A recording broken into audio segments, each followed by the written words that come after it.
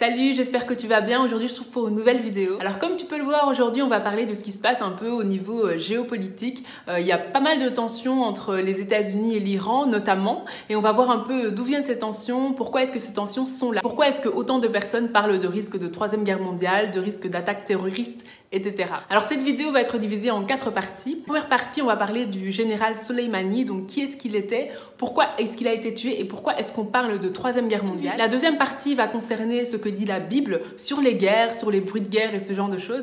La troisième partie concernera tout simplement Dieu. Où est-ce qu'il est quand il y a des guerres? Est-ce qu'il permet la guerre? Où est-ce qu'il est quand les gens souffrent? S'il existe, pourquoi est-ce qu'il n'agit pas? Et la quatrième partie concernera tout simplement notre attitude face à toute cette situation. Alors si c'est la première fois que tu es sur la chaîne, je te souhaite la bienvenue. Je m'appelle Esther, n'hésite surtout pas à t'abonner et je te retrouve tout de suite.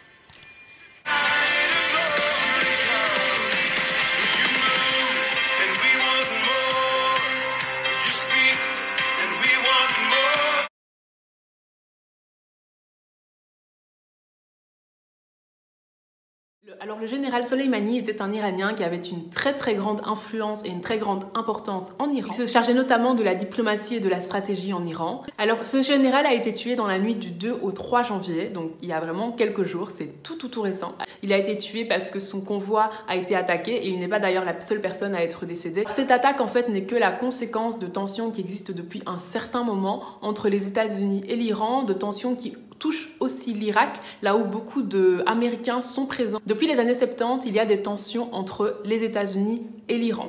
Les conséquences de ces tensions, c'est les sanctions économiques, c'est l'embargo, c'est des relations commerciales inexistantes et très compliquées et ce genre de choses. Et l'Iran était vraiment considéré comme un ennemi des États-Unis. À partir de 2013, ces tensions se sont vraiment apaisées. Il y a même eu des accords entre ces différents pays. Cependant, à partir de 2017, les tensions ont repris de plus belle. Les sanctions économiques ont de nouveau été appliquées. Certaines interdictions ont de nouveau été appliquées à l'Iran concernant notamment les recherches sur le nucléaire. Et les événements en fait se sont vraiment escaladés entre ces deux pays et ont commencé à rendre la situation de plus en plus compliquée. Alors les choses se sont vraiment intensifiées le 27 décembre 2019. Qu'est-ce qui s'est passé? Un soldat américain a été tué par des roquettes.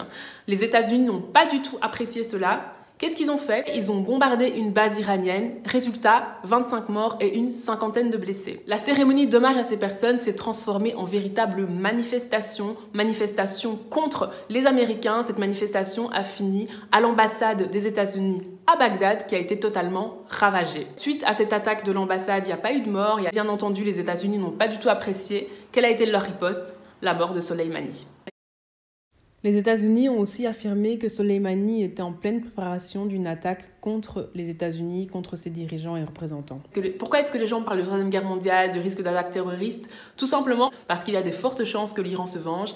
L'Iran a même déclaré il-même qu'il y aurait une vengeance par le biais d'une action militaire. Est-ce qu'on peut vraiment parler de risque de troisième guerre mondiale? Est-ce qu'on peut vraiment parler de risque d'attaque terroriste? On ne sait pas. Ce qui est sûr, c'est que beaucoup de pays demandent à l'Iran de ne pas agir, demandent à l'Iran de calmer les choses pour que la situation ne s'envenime pas. Est-ce que l'Iran va riposter? Comment est-ce que l'Iran va riposter? Seul l'avenir nous le dira. Par contre, ce qui est sûr, c'est que cette situation peut clairement être qualifiée de rumeur de guerre et c'est un terme aussi qu'on retrouve dans la Bible.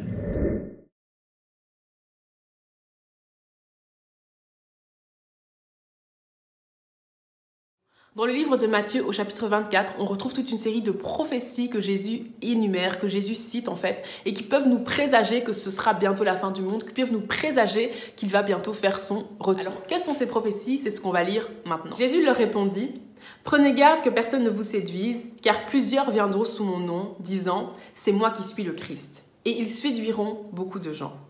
Vous entendrez parler de guerre et de bruit de guerre. Gardez-vous d'être troublés, car il faut que ces choses arrivent. Mais ce ne sera pas encore la fin. Une nation s'élèvera contre une nation et un royaume contre un royaume. Et il y aura en divers lieux des famines et des tremblements de terre. Tout cela ne sera que le commencement des douleurs. Alors on vous livrera au tourment et l'on vous fera mourir, et vous serez haïs de toutes les nations à cause de mon nom. Alors aussi plusieurs succomberont et ils se trahiront, se haïront les uns les autres. Plusieurs faux prophètes s'élèveront et ils séduiront beaucoup de gens. Et parce que l'iniquité se sera accrue, la charité du plus grand nombre se refroidira. Mais celui qui persévérera jusqu'à la fin sera sauvé. Cette bonne nouvelle du royaume sera prêchée dans le monde entier pour servir de témoignage à toutes les nations. alors viendra la fin. Dans ce passage des Écritures, Jésus nous montre en fait les signes qui vont précéder la fin du monde, qui vont précéder le retour de Jésus. Alors parmi ces signes, il y a des guerres, il y a des bruits de guerre, il y a le fait que des nations vont s'élever contre des autres nations, qu'un royaume va s'élever contre un autre royaume.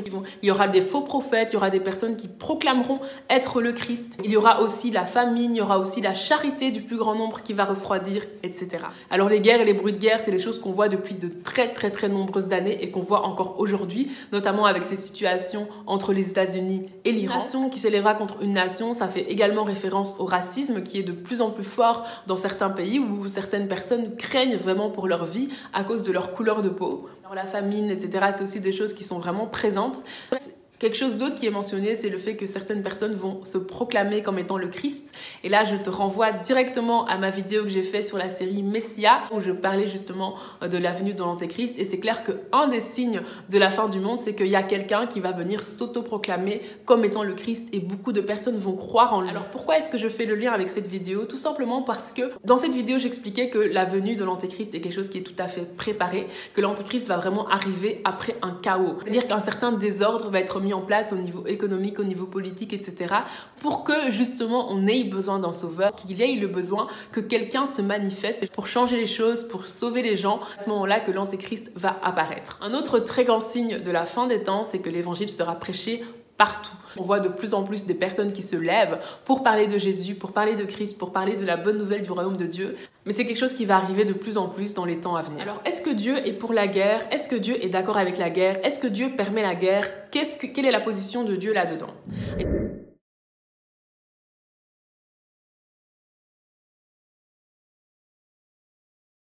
Dieu a donné la terre aux hommes. Dieu a donné à chaque être humain le libre arbitre. Alors Dieu va dire à chacun d'entre nous, je mets devant toi la vie et la mort, choisis la vie.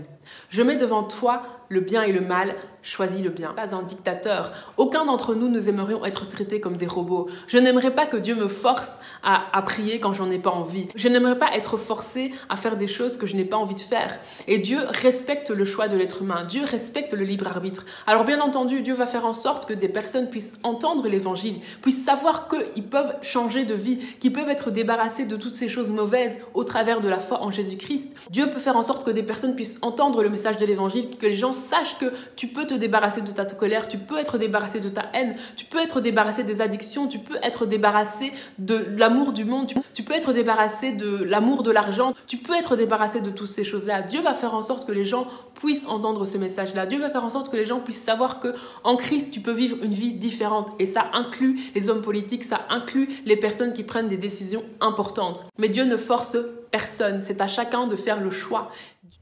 Dans la Bible, Dieu nous dit clairement de s'aimer les uns les autres. Dieu nous dit clairement d'aimer son prochain comme soi-même. À aucun moment, Dieu nous demande de fabriquer des armes. À aucun moment, Dieu nous demande de faire les guerres. C'est clairement l'inverse, en fait, de ce qu'il attend de nous.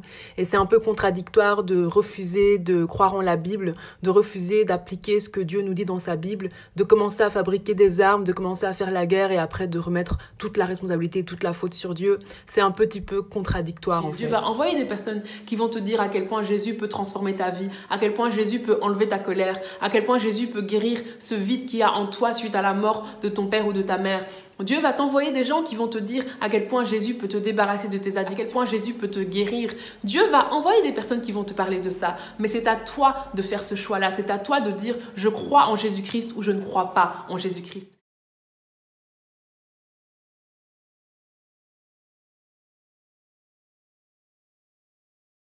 Alors imaginons tu habites à Paris et imaginons j'habite également à Paris. Là, on se croise dans le métro et qu'est-ce qui se passe? Je décide de te voler ton sac. Dans ton sac, il y a ton porte-monnaie, il y a ton téléphone portable, il y a une caméra qui a coûté 600 €, il y a des diamants, il y a énormément de choses, de valeurs qui sont dans ton sac. Donc c'est un sac que tu veux absolument récupérer. Alors ton premier réflexe, ça va être quoi? Ça va être d'aller trouver la police française, d'aller trouver la gendarmerie française pour qu'ils puissent me retrouver, pour que tu puisses récupérer ton sac. Alors imaginons la gendarmerie française refuse de t'aider. Alors tu te dis, ok, la gendarmerie française ne peut pas m'aider, il faut que je trouve quelqu'un d'autre. Tu vas te dire, ok, je vais essayer de contacter quelqu'un de plus élevé. Je vais contacter la reine d'Angleterre. Tu contactes la reine d'Angleterre. Voilà, madame la reine d'Angleterre, il y a une personne ici en France, une personne ici à Paris qui a volé mon sac avec des biens matériels qui étaient très importants. Est-ce que vous pouvez m'aider? Est-ce que vous avez assez de puissance pour m'aider? Est-ce que vous avez assez de pouvoir pour m'aider, Madame la Reine d'Angleterre? Alors, qu'est-ce que la Reine d'Angleterre va te dire? La Reine d'Angleterre, elle va te dire que oui, j'ai assez de puissance pour t'aider. Oui, j'ai assez de pouvoir pour t'aider. Mais moi, je m'occupe uniquement des citoyens anglais. Donc, si tu veux que je m'occupe de ta situation, il faut que tu sois citoyen anglais. Il faut que tu viennes habiter dans mon royaume. Et si tu viens habiter dans mon royaume, tu seras alors citoyen anglais et là, je pourrai m'occuper de tout ce qui te concerne. C'est exactement la même chose avec Dieu. Ce n'est pas que Dieu n'a pas assez de puissance, ce n'est pas que Dieu n'a pas assez de pouvoir, c'est que Dieu ne peut s'occuper que des personnes qui sont dans son royaume. Tout comme dans le monde physique, le roi d'Espagne ne pourra pas décider sur la vie d'un citoyen italien ou d'un citoyen belge. Tout comme dans le monde physique, le roi belge ne pourra pas décider sur la vie d'un citoyen polonais ou d'un citoyen portugais. De la même façon, Dieu s'occupe des personnes qui sont dans son royaume. Dieu s'occupe des personnes qui sont citoyens du royaume de Dieu. Il y a des personnes qui pensent que Dieu n'existe pas parce qu'une fois elles ont prié et puis la prière n'a pas été exaucée. Et puis elles se sont dit, ben voilà, c'est que Dieu n'existe pas. Tu sais, tu peux suivre une recette de cuisine, une recette que ta maman réussit hyper bien, que ta maman réussit à chaque fois. Tu peux suivre la recette et complètement rater la recette au point de faire un plat très mauvais. Ça ne veut pas dire que la recette est mauvaise. Ça ne veut pas dire que c'est pas possible de réussir la recette vu que ta maman, elle l'a réussi. Ça veut tout simplement dire qu'il y a quelque chose à côté duquel tu es passé. Voilà pourquoi c'est important en fait de connaître la Bible. Voilà pourquoi c'est important de rester avec des chrétiens. Voilà pourquoi c'est important de rester avec des personnes qui prient. Parce que si tu ne le fais jamais, si tu ne connais pas le monde spirituel, si tu ne connais pas les principes divins, tu vas peut-être faire les choses, tu vas peut-être être persuadé que c'est la bonne façon de faire les choses, mais en fait non. Tu peux peut-être faire une recette de cuisine en étant sûr que tu es dans le bon, mais finalement tu rates. Le plat est hyper mauvais. Est-ce que le problème c'est la recette? Non, c'est que tu es passé à côté de quelque chose. Tu peux peut-être faire une prière, la prière ne fonctionne pas. Est-ce que c'est parce que Dieu n'existe pas? Est-ce que c'est parce que Dieu ne veut pas t'exaucer? Non, c'est important d'être au milieu de chrétiens. Voilà pourquoi c'est important de pouvoir parler avec des personnes qui ont l'habitude de prier, qui voient leur prière exaucée. Voilà pourquoi c'est important d'être avec des personnes qui connaissent la Bible. Voilà pourquoi c'est important de connaître la Bible. Parce que les personnes qui disent que Dieu n'existe pas, ils vont dire que Dieu n'existe pas parce qu'ils ont prié une fois et ça n'a pas marché. Mais ce sont des personnes qui ne connaissent pas la Bible, qui ne connaissent pas les principes divins, qui ne savent même pas comment le monde spirituel fonctionne, qui ne croient peut-être même pas au monde spirituel. Et c'est pas que Dieu ne veut pas t'exaucer. Dieu veut t'exaucer, Dieu veut que tu puisses avoir ce que tu lui demandes. Tu ne peux pas arriver à une interro de maths, appliquer tes propres formules, des formules que le professeur ne t'a jamais enseignées et espérer avoir 10 sur 10. Tu ne peux pas prétendre prier et ne pas connaître les principes divins, ne pas connaître la Bible et après être fâché quand ça ne marche pas. Donner une chance à Jésus, je t'encourage vraiment à donner une chance à Jésus parce que Jésus veut transformer ta vie, Jésus veut transformer ta vie et arrête de te faire avoir par ces mensonges qui disent que Dieu n'existe pas parce qu'il y a des guerres, Dieu n'existe pas parce qu'il y a des gens qui sont malades, Dieu n'existe pas parce qu'il y a de la famine, Dieu n'existe pas parce qu'il y a des gens qui meurent. Dieu a donné la terre aux hommes, on est tous responsables de chacune de nos vies, on est tous responsables des décisions qu'on prend parce que Dieu nous a créés comme des êtres libres. Et c'est les hommes qui décident de faire des guerres, c'est les hommes qui décident de faire toutes ces choses-là. Et Dieu, pour que les hommes ne soient plus dans ce genre d'attitude, pour que les hommes ne fassent plus ce genre de choses, Jésus est mort à la croix. Jésus est mort à la croix et Jésus a porté les péchés de l'humanité pour que quand quelqu'un croit en Jésus-Christ et accepte Jésus-Christ sincèrement dans sa vie, et renonce sincèrement à sa propre vie, la personne en fait reçoit le Saint-Esprit et la personne peut voir sa vie être changée, son cœur peut être changé, ce qui est à l'intérieur de lui peut être transformé en fait. C'est ça que Dieu a fait. Alors Dieu peut intervenir dans nos vies, Dieu peut changer nos vies, Dieu peut faire des choses incroyables dans nos vies, mais pour ça il faut qu'on fasse partie de son royaume. Il faut qu'on l'accepte dans notre vie comme Seigneur et Sauveur, il faut qu'on prenne la décision de vivre une vie qui va lui plaire. Alors je t'encourage vraiment à laisser une place à Dieu, à laisser une place à Jésus, à ne plus te faire avoir par ces mensonges qui sont là juste pour t'éloigner de Dieu en fait. Qui sont là juste pour t'éloigner de Dieu, te faire croire qu'il n'existe pas alors que Dieu existe tellement. Il existe tellement et j'ai vécu des choses tellement incroyables. Personne ne peut me dire que Dieu n'existe pas. Personne ne peut me dire que Dieu n'existe pas. Dieu existe, Jésus existe, c'est tellement réel parce qu'il y a un monde spirituel qui existe. Il y a un monde spirituel qui existe et les personnes qui disent qu'ils ne croient pas au monde spirituel, qui ne croient pas en Dieu, ce sont les mêmes personnes qui vont chez les médiums, ce sont les mêmes personnes qui lisent leur horoscope tous les matins. Ce sont les mêmes personnes qui vont dire qu'ils vont parler à leurs frères et sœurs déjà décédés. Parce qu'au fond de toi, tu sais que le monde spirituel existe. Tu sais au fond de toi qu'il y a quelque chose de plus et ce chose de plus-là inclut Dieu. Parce que Dieu existe aussi et il veut transformer ta vie. Il faut comprendre en fait que ce qui se passe sur terre ne change rien à la bonté de Dieu. Ce qui se passe sur terre ne change absolument rien au fait que Dieu aime les hommes, que Dieu aime les êtres humains. La Bible nous dit que Dieu a tant aimé le monde qu'il a donné son Fils unique afin que quiconque croit en lui ne périsse point, mais qu'il ait la vie éternelle. Quand Dieu a créé Adam et Ève n'étaient pas malades. Quand Dieu a créé Adam et Ève, ils n'avaient pas de cancer, ils n'avaient pas de mal de dos, ils n'étaient pas mal dans leur peau, ils n'avaient pas de mal-être.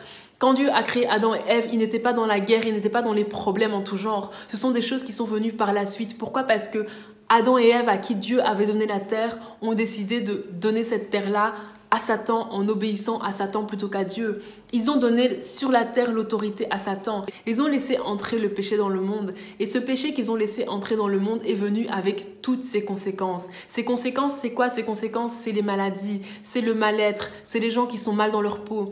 Ces conséquences, c'est quoi? Ce sont que les gens sont par exemple obsédés par l'argent, aucune pitié, aucune compassion, etc. envers les autres. Ce qui fait que les gens vont facilement faire des guerres, facilement causer des problèmes. Pourquoi? Parce que leur cœur est dur. Leur cœur est dur en fait. Je t'encourage vraiment à rentrer dans ta destinée. Je t'encourage vraiment à rentrer dans ton appel parce que nous avons besoin qu'il y ait des chefs politiques qui prennent des décisions qui sont basées sur la parole de Dieu. Nous avons besoin qu'il y ait des chefs politiques qui prennent des décisions qui sont basées sur la parole de Dieu, qui sont inspirées par le Saint-Esprit, qui sont basées sur les valeurs bibliques. Donc je t'encourage vraiment à rentrer dans ta destinée. Je t'encourage vraiment à rentrer dans ton appel, peu importe le domaine dans lequel Dieu t'appelle. Mais nous avons besoin que des chefs politiques, nous avons besoin que des chefs d'entreprise, nous avons besoin que des médecins, que des avocats, que des chanteurs, que des musiciens, que des acteurs, peu importe, mais que des personnes qui ont certaines plateformes, que ces personnes prennent des décisions qui sont basées sur la parole de Dieu, qui prennent des décisions qui sont guidées par les valeurs bibliques. Et c'est comme ça en fait qu'on pourra avoir un changement dans la société. Donc je t'encourage aussi à l'endroit où tu es à prier pour tes collègues, à prier pour tes amis, à prier pour ces personnes, pour que ces personnes donnent leur vie à Christ et voient leur vie transformée et commencent à voir les choses différemment avec les lunettes de la parole de Dieu, avec les lunettes de l'amour de Dieu, avec les lunettes des valeurs bibliques. N'en veux pas à Dieu parce que Dieu veut plus que nous en fait, que les gens soient guéris. Dieu veut plus que nous, que les gens soient délivrés. Dieu veut plus que nous, que les gens vivent des vies différentes. Dieu veut ça plus que nous. Mais Dieu ne peut pas se forcer dans les vies des gens. La Bible nous dit que Jésus frappe à la porte des cœurs. Il frappe à la porte des cœurs. Jésus veut rentrer dans ta vie. Jésus veut faire partie de ta vie. Jésus veut transformer ta vie. Cette blessure-là que tu as parce que telle personne t'a fait du mal, Jésus veut la guérir. Mais si tu ne le laisses pas rentrer, comment est-ce qu'il va pouvoir transformer ta vie ? Et c'est ça en fait le point. C'est pas que Dieu n'existe pas, c'est pas que Dieu n'est pas là, c'est pas que Dieu s'en fout. C'est juste qu'on ne lui laisse pas l'opportunité de transformer notre vie. Courage vraiment, donne une chance à Jésus. Donne une chance à Jésus d'agir dans ta vie. Laisse Jésus faire quelque chose. Peut-être que tu as laissé la chance à tellement de choses. Tu as laissé la chance aux amitiés. Peut-être que tu as laissé la chance aux relations sexuelles. Peut-être que tu as laissé la chance à ta carrière. Tu as laissé la chance à l'argent et tout ce genre de choses. Mais tu te rends compte qu'il y a toujours un vide à l'intérieur de toi. Que tu n'arrives toujours pas à trouver une paix. Mais cette paix-là, il n'y a que Jésus qui peut te la donner. Il n'y a que Jésus qui peut te donner cette paix-là. Une paix, une vraie paix. La vraie paix dont tu as besoin, il n'y a que Jésus qui peut te la donner. Donc laisse une chance à Jésus. Tu as laissé la chance à tellement de choses, mais jamais tu n'as laissé la chance à Jésus. Et aujourd'hui, je t'encourage vraiment à laisser une chance à Jésus. Laisse une chance à Jésus de transformer ta vie. Laisse une chance à Jésus de faire de ta vie ce qu'elle mérite d'être.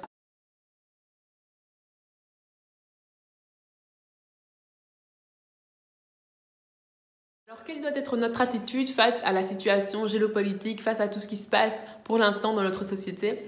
Alors, je pense que si tu es chrétien, si tu as déjà donné ta vie à Christ, si tu as déjà une relation avec Dieu, là, je pense qu'il est très important de commencer à prendre la prière au sérieux. La Bible nous dit de prier pour les rois, de prier pour ceux qui nous dirigent pour que nous puissions vivre en paix. Donc je pense que c'est vraiment important de prier pour les personnes qui dirigent les pays, de prier pour les rois, de prier pour les présidents, de prier pour les chefs politiques. C'est important aussi de façon générale de vraiment prier pour le salut des âmes, de prier pour les personnes qui sont autour de nous, de personnes qu'on veut voir à Christ, qu'on veut que leur vie soit transformée par l'amour de Dieu. C'est important aussi de prêcher l'évangile, de parler de Jésus autour de nous, de parler à quel point Jésus-Christ peut transformer les... T'encourage aussi à vraiment t'accrocher à Christ, à vraiment faire de ta relation avec Dieu une priorité. Je t'encourage aussi à prendre ta destinée au sérieux. Je t'encourage vraiment à prendre ta destinée au sérieux parce qu'il y a un jour où on se retrouvera devant Dieu et Dieu nous demandera des comptes et il faudra pouvoir s'expliquer. Donc je t'encourage à prendre ta destinée au sérieux. Peu importe le domaine dans lequel Dieu t'appelle, que ce soit la politique, que ce soit l'économie, que ce soit Hollywood, que ce soit le monde financier, que ce soit le monde juridique,